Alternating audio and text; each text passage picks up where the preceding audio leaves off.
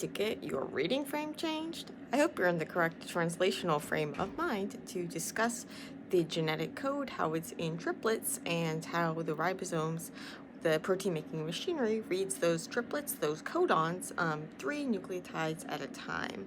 So you have 3 RNA letters that stand for or encode for 1 protein letter, and the ribosome will go along, and it goes 3 by 3 by 3. If you have a mutation or a change that gets rid of something, so it deletes something or it inserts something, it's going to alter the reading frame of the ribosome, and so now it can start reading like gibberish. And so we often think about mutations in terms of like changing a protein letter, but often the most deleterious mutations, the ones that cause the most damage, are ones that actually change the reading frame. And so anytime that you make a mutation that has an insertion or a deletion, we can call these like indel mutations, that is not a multiple of 3, well, now you might get problems. So let's take a look at some of these details. So we'll get way more into the details, but the basic idea is that you have a messenger RNA, you have these RNA instructions for making a protein there, and you have the ribosome is going to read these in these 3-letter chunks by codon. It needs to know where to start, because if it starts at a different place, because these codons are non-overlapping, this means that it can make a very different product depending on which of these 3 positions it starts at, whether it starts here, here, or here. And so there's this initiator methionine, this AUG, this start codon. This is going to tell the ribosome where to start. And then there are stop codons that the ribosome is going to go until it reaches the stop codon. And we call this from start to stop, we call this an open reading frame, or an ORF. If the ribosome were to start at a different place, it would either just make gibberish, it might reach a stop sign really quickly, or it might not have any stop sign and go way past where it's supposed to stop. And so there are various technicalities and things and various factors about this, and so let's go into the details. So just so we're on the same page, we have a gene. This is the DNA instructions for making a protein. And we're going to talk in the simplified form. There are genes that don't code for proteins, but we're just going to talk about the simplest case, this classical case where we have this molecular central dogma of molecular biology, where we have a gene which is written in DNA, and then it gets a messenger RNA copy of that gets made, and you make a protein from that messenger RNA copy, using this machinery called a ribosome, which is going to travel along the messenger RNA, and messenger RNA is going to tell it which amino acids to bring. And then tRNAs, transfer RNAs, are going to come and bring the corresponding amino acid, so the corresponding protein letter. And then the ribosome is going to link these together to build a growing peptide, which is going to fold up to make a nice, pretty protein. And so this is how it all works. But how does this actually, how do you compute or get to the fact that you have these 20 amino acids, these 20 common amino acids, but you have an alphabet of 4 nucleotides, and so 4 RNA or 4 DNA letters. You only have 4 of those, and you have 20 amino acids, and so if you do the math, you're going to have 3 amino acids, 3 nucleotides will have to code for a single protein. If you only had 2, that wouldn't be enough. If you have 3, well, now you have excess, because if you have 3, then you have 4 letters, but you end up getting a 64 possible 3 nucleotide combinations. And so you have 64 possible codons. We call these 3-letter combinations codons. And so you might see the codon table written in the terms of the DNA or in terms of RNA. And so if it's written in DNA, you're going to see T's instead of U's, and RNA, you're going to see U's instead of T's. But the way that the ribosome is actually traveling along, it's traveling along and seeing the messenger RNA. Then the tRNA is going to have a corresponding anticodon. So it's going to have the complementary sequence, the one that matches, but it has the opposite. So A to G. So A to T and C to G, and therefore it's going to bind, and it's going to also be bound to the corresponding amino acid, and this is how you have this connection between the messenger RNA and the protein that's getting made. But you have 64 and you have 20. So this means that multiple codons are going to like spell for or code for the same amino acid. We call this degeneracy or redundancy. Um, but it's not ambiguous. So one codon will only ever spell one amino acid or start, or stop. So you have these stop codons, and so you can have mutations if it makes a non-stop codon into a stop codon. This would cause like a problem we'll get into later where you have like an early termination, and this can trigger a quality decay pathway called nonsense mediated decay. You can also have mutations that are just going to make it so that the protein is out of frame, and this can cause various problems. You might make a gibberish protein. You might like end up missing your stop sign, which could trigger non-stop decay, or stalling a ribosome, which could trigger no-go decay, or you just make some really weird protein that isn't functional, and then it's going to get degraded. But all of these things can happen because the ribosome is reading it 3 at a time. And so how does the ribosome know, though, which frame is right?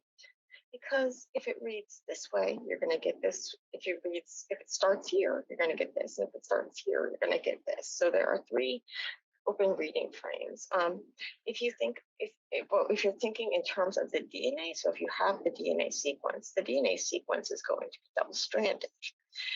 This means that only one of these strands is actually going to have the instructions for making the protein. The other strand is going to, if you were to translate the other strand, you would get gibberish. So you have to start on the right strand and then the right orientation. When the messenger RNA is made, well, then you only have 1 strand, and so you don't need to worry. You only have 3 frames. But if you were to think about the DNA level, and you were trying to figure out what protein this DNA might make, well, now you have to think about there being 6, 3 forward open reading frames and 3 reverse open reading frames. Again, the reason why you have those 3 is because you're reading 3 at a time. And importantly, so some cool experiments found out that I have a post on these that you might find interesting. But basically, if they were to overlap, you would get different sequences as well. And early experiments, pioneering experiments, helped figure out that these don't overlap. And so, therefore, we have these 3 open reading frames.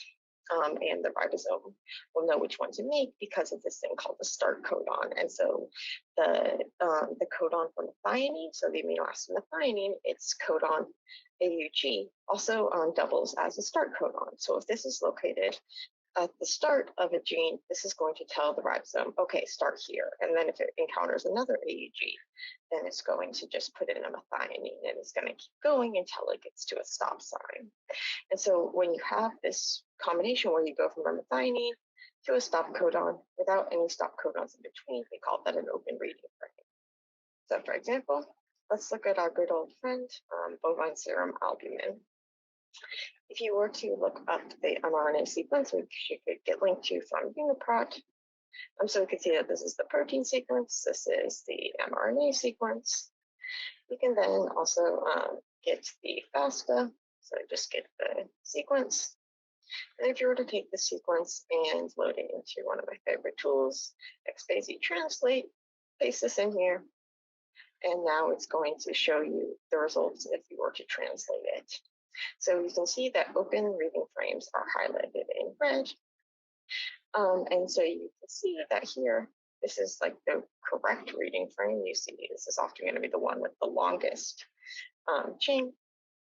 And you can see that it is going to have this whole chain, and it's going to reach a stop codon and stop. And so this would be your sequence. And if I were to click on this methionine, now it's going to give me just the sequence of that open reading frame. And so you can see that it's going to be giving me here the sequence in all 3 forward directions and all 3 reverse directions. And so when you have a sequence and you're trying to figure out what it translates, you have those 6 potential reading frames to keep in mind. But if you're just talking about from a messenger RNA, you'll really only have the 3, unless it was the reverse complement of a strand. So this is a really cool tool. It's basically Proctorium, and it helps demonstrate this idea of these open reading frames. And you can see that if you had started a different open reading frame, you're going to get very, very different products. So basically that first AUG, the ribosome is going to, when the ribosome goes through translation, it's going to have some sort of signals upstream of the actual start site to actually get bound, like the ribosome binding site and things. If you're thinking about bacteria, you're going to have something called like a shiny Dalgarno sequence. It's located up here in like this 5' UTR, this untranslated region. So this region that isn't getting made into a protein, but it's still important functionally in this messenger RNA. And the 5' UTR is important for getting the ribosome bound. And then the ribosome can do things like scan. There's still different mechanisms and theories about all of the initiation things, but basically the ribosome will then find this AUG and get started from there. And then once it goes, it's going to go till it reaches the stop sign, and that would be your open reading frame. You can also have mutations that will like introduce alternative open reading frames. In addition to adding stop zones, you can also have like internal start sites and things like that. Sometimes these are caused by mutations, and sometimes they're just so that your cells can make alternative versions of things. And there's a bunch of cool stuff and more research coming out about things like that. But I'm not going to go into that here.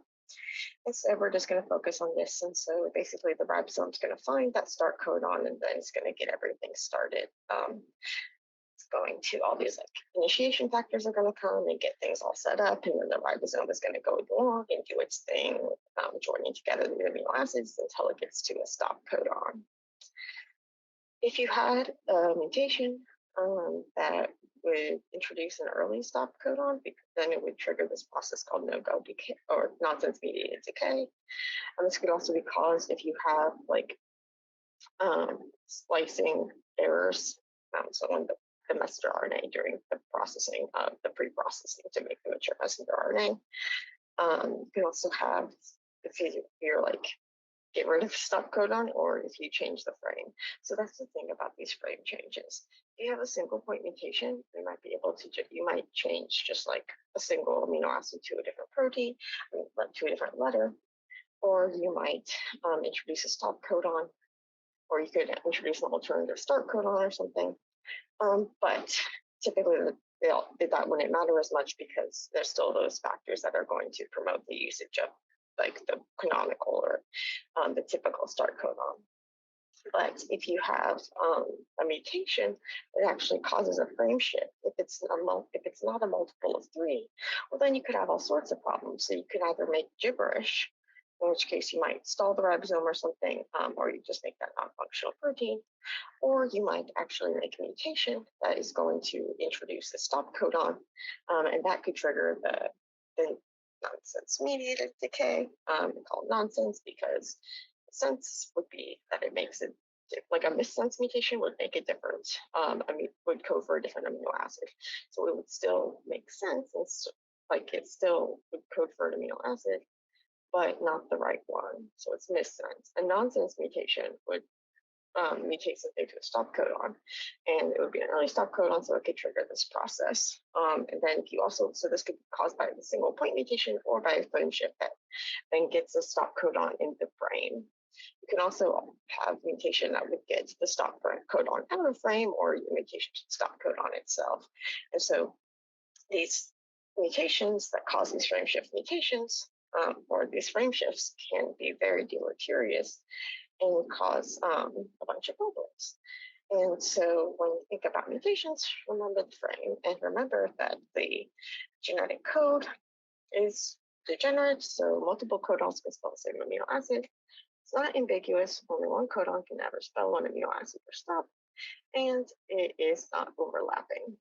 So those codons don't step on each other, and so the ribosome is going to read 3 at a time, and there's going to be 3 options. So there's 3 open reading frames, 3 reading frames, sorry.